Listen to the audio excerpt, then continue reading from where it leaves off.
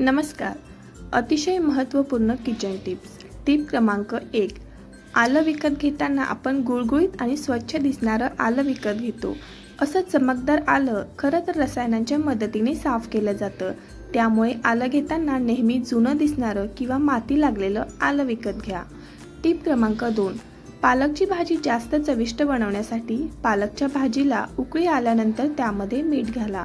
यामुळे भाजी अधिक जास्त चविष्ट लागते. टिप क्रमांक 3. लोखंडी चाकू, कढई किंवा कोणत्याही वस्तूला जर गंज लागला असेल तर त्यावर कांदा कापून फिरवा. यामुळे भांड्याला लागलेला गंज पूर्णपणे निघून जाईल आणि भांडं स्वच्छ होईल. टिप क्रमांक 4. अनेकदा कडधान्याला मोड आल्यानंतर त्यातून दुर्गंधी येते. अशा वेळेस ते खायला नको वाटते. यामधून दुर्गंधी येऊ नये यासाठी कडधान्याला कोंब फुटल्यानंतर सुती कापडामध्ये बांधून फ्रीजमध्ये ठेवा. यामुळे कडधान्य फ्रेश राहील आणि त्याचा अजिबात वास येणार नाही.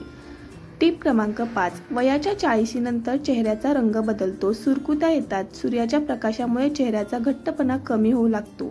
यासाठी नियमित सनस्क्रीन चेहऱ्यावर लावल्यास चेहऱ्याचा पोत सुधारतो. सूर्यापासून त्वचेचे रक्षण होते.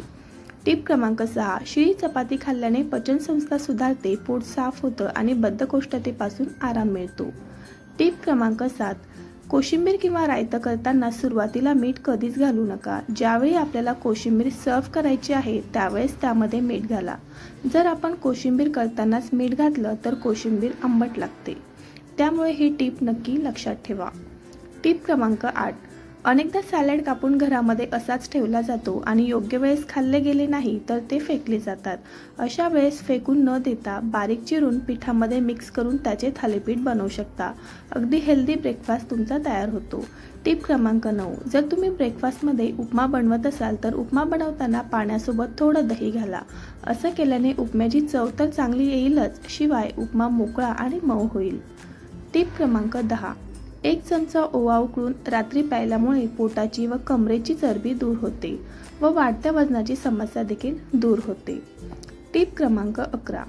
आमरस गोडसर करण्यासाठी साखरेऐवजी गुळाचा वापर करावा. यामुळे आमरस पौष्टिक होतो तसेच चविष्ट देखील लागतो. टिप क्रमांक 12. मासिक पाळीच्या काळात अनेक महिलांना आयर्नची कमतरता जाणवते, पण जर तुम्ही दररोज जेवणात हिरवी मिरचीचा वापर केला तर ही कमतरता दूर होऊ शकते. टिप क्रमांक 13. काळी मिरी, वेलची आणि खजूर याचा काढा करून पिल्यास सर्दी खोकल्यापासून लगेच आराम मिळतो. टिप क्रमांक 14. हे तुम्हाला माहीत आहे का? सकाळी उशिरा उठल्याने मेंदूच्या नसा कमजोर होतात आणि शरीर आळशी होते. त्यामुळे सकाळी शक्य तेवढ्या लवकर उठण्याचा प्रयत्न करा. 15. ज्यांना नाकातून रक्त येण्याची समस्या असेल म्हणजेच घुळाना फुटत असेल तर त्यांनी डाळिंबाचा रस 2 थेंब नाकात टाकावा. त्यामुळे आराम मिळतो. 16. जर लहान मुलांना माती खायची सवय असेल तर पिकलेली केळी मधात मिक्स करून खायला द्या. यामुळे माती खाण्याची सवय हळूहळू कमी होते. टिप क्रमांक 17. जर तुम्हाला बद्धकोष्ठतेचा त्रास असेल किंवा ॲसिडिटीचा त्रास असेल तर रात्री झोपताना 2 लवंगा खाऊन त्यावर कोमट पाणी प्यावे. यामुळे या समस्यापासून आराम मिळतो. टिप क्रमांक 18. जांभूळ खाल्ल्यामुळे साखर नियंत्रणात राहते, पोट साफ होतं तसेच हिरड्या देखील बळकट होतात. टिप क्रमांक 19. मुरमुरे खाल्ल्याने डायरिया, गॅस आणि अपचन यासारख्या समस्या कमी होतात. टिप क्रमांक 20. पाण्यात थोडी फिटकरी टाकून गुळण्या केल्यामुळे हिरड्यांमधून रक्त येणं थांबतं, तोंडाची दुर्गंधी आणि जखमा कमी होतात. हा एक जुना, स्वस्त आणि प्रभावी उपाय आहे.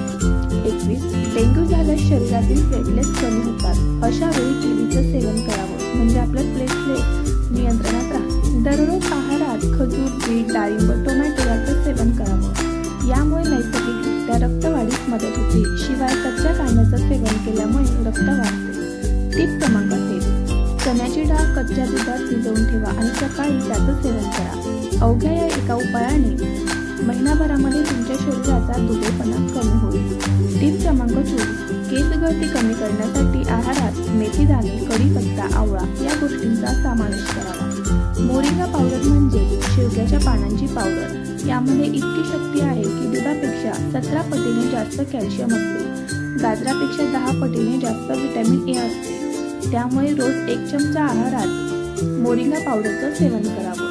जर या टिप्स तुम्हाला आवडल्या असतील तर व्हिडिओला लाईक, शेअर आणि सबस्क्राईब करा.